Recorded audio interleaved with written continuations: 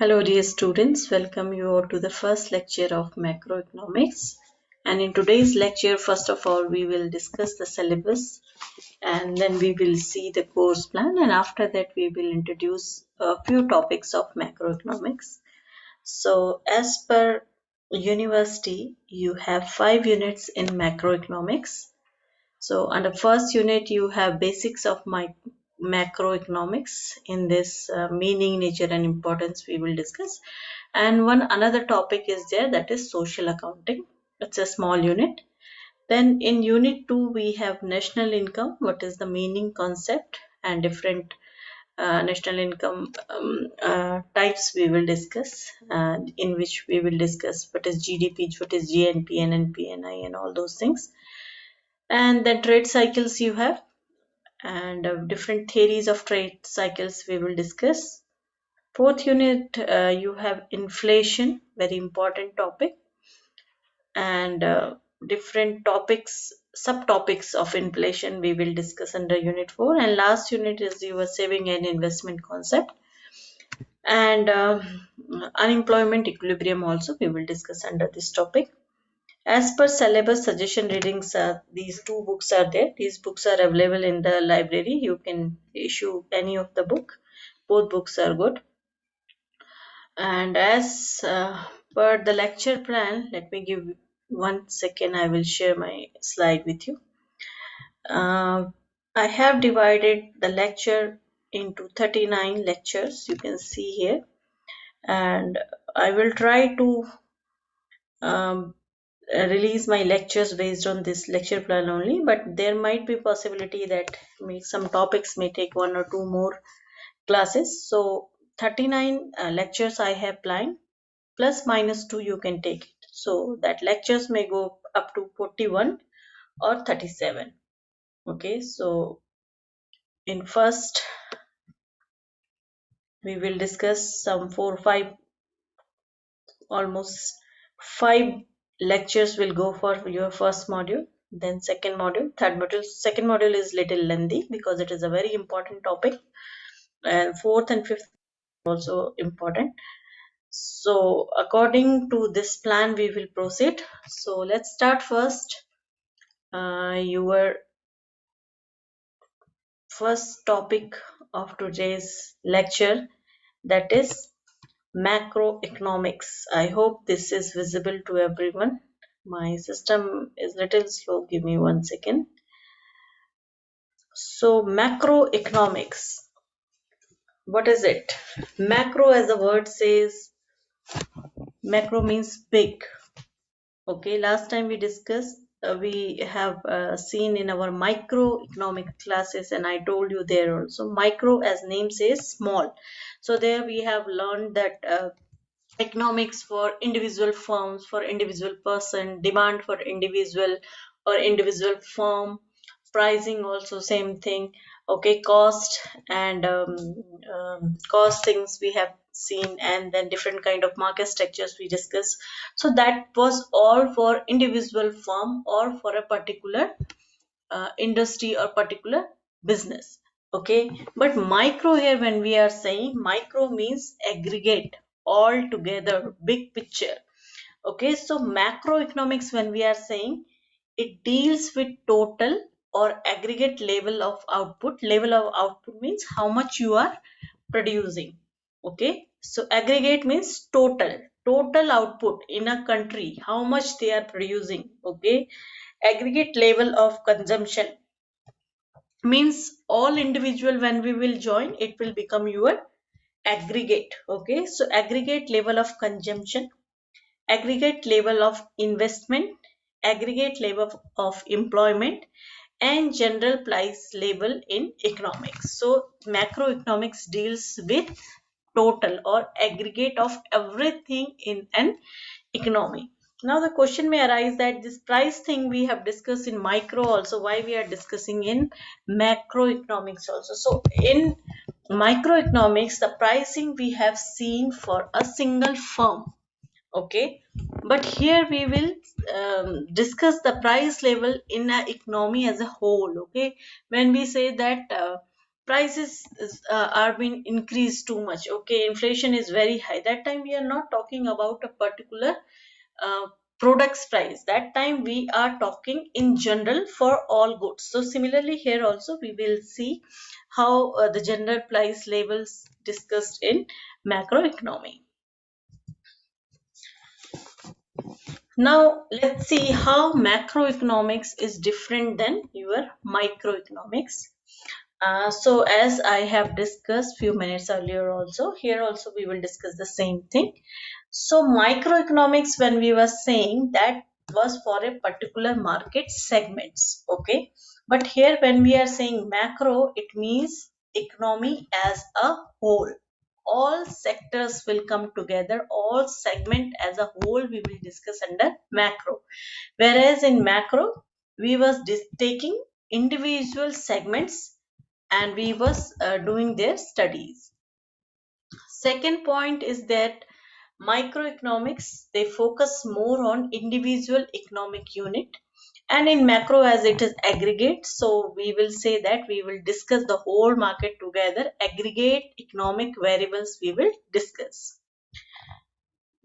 Microeconomics as it is only for a single firm, so operational or internal issues were only discussed under microeconomics, but in macroeconomics we will deal with environmental factors and external issues. These environmental factors are related to your political, economical, social, technological, and other external issues like business with rest of the world. Rest of the world means foreign countries. Okay, so how we are doing business there, how is our currency is changing, currency rates are fluctuating, what is purchasing power parity. These all are new words, but as we will proceed you will learn what is the meaning of these words.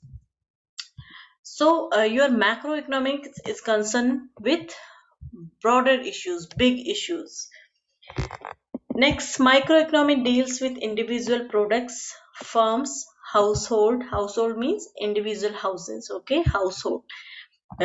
Industry, wages, prices. So these all are for individual person, okay? Whereas in macro, we will talk about national income, income of a nation, a country's income, and how much they are, one country is producing, national output, and what are the price level there, okay?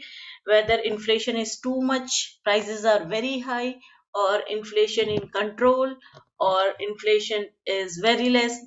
So all these things we will discuss under macroeconomy.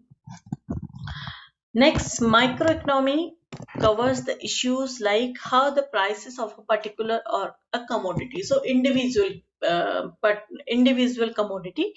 Whereas in micro, we covers the major issues like how much is the unemployment, monetary and fiscal policies, poverty, international trade, etc. This monetary and fiscal policy we will discuss when we will be in US third module, where inflation is there. That time we will discuss. So don't worry about these words. These are little heavy words for you, but you will be able to understand these words also.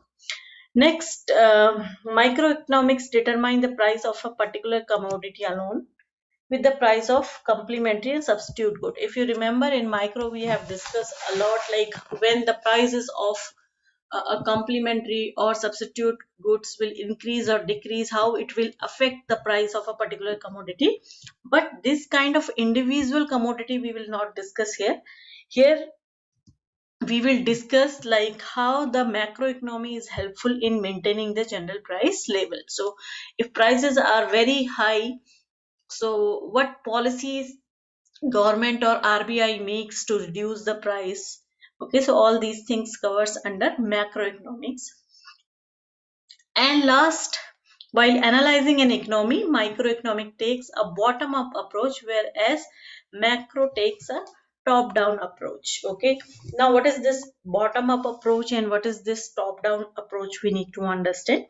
So bottom-up approach when we means we are first talking about single company, and then from that single firm we are seeing the big picture, means uh, from individual to whole we are seeing under micro, but in macro we are discussing first the whole picture, the big picture, and then we are talking about the individuals. Okay, so both are the approaches of seeing the economy. Micro, from individual small scale to bigger picture. Macro, bigger picture to small picture. Now this slide I have shown you when we was discussing microeconomics also. So this microeconomics, when we discuss, it was about study of small economic units such as individual, firms and industries.